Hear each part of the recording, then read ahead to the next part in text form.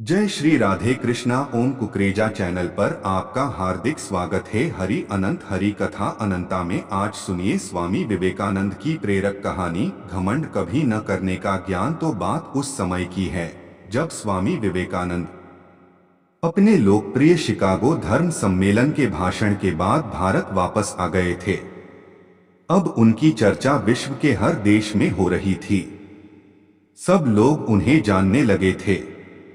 स्वामी जी भारत वापस आकर अपने स्वभाव अनुरूप भ्रमण कर रहे थे। इस समय वे हिमालय और इसके आसपास के क्षेत्रों में थे।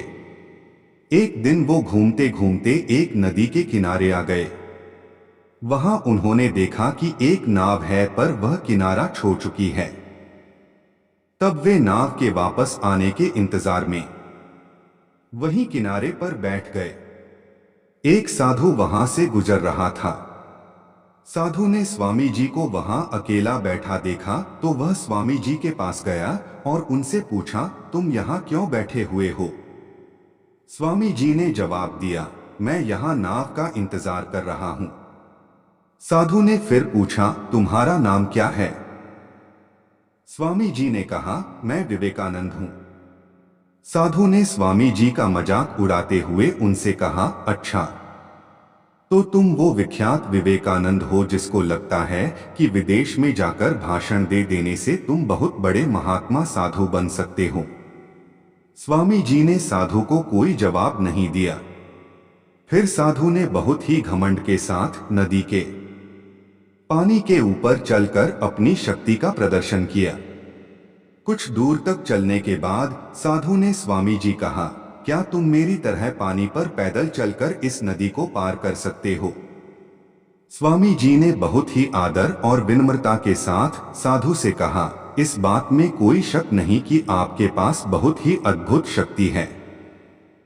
लेकिन क्या आप मुझे यह बता सकते हो कि आपको यह असाधारण शक्ति प्राप्त करने में कितना समय लगा? बहुत ही अभिमान के साथ साधु ने जवाब दिया, यह बहुत ही कठिन कार्य था। मैंने 20 सालों की कठिन तपस्या और साधना के बाद यह महान शक्ति प्राप्त की है। साधु का यह बताने का अंदाज बहुत ही अहंकार भरा था।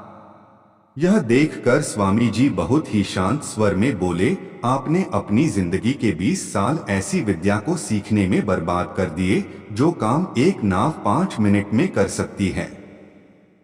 आप ये 20 साल निर्धन बेसहारा गरीबों की सेवा में लगा सकते थे या अपने ज्ञान और शक्ति का प्रयोग देश और देशवासियों की प्रगति में लगा सकते थे, परंतु आपने अपने 20 साल सिर्फ 5 मिनट बचाने के लिए व्यर्थ कर दिए। ये कोई बुद्धिमानी नहीं है। साधु सिर झुकाए खड़े रह गए और स्वामी जी नाव में बैठकर नदी के दूसरी किनारे चले गए। कहानी से सीख इस प्रकार इस कहानी ने हमें बताया कि ज्ञान और शक्ति का सही प्रयोग आवश्यक है। किसी शक्ति को प्राप्त कर कि यदि हम उस पर घमंड करते हैं तो यह मूर्खता है।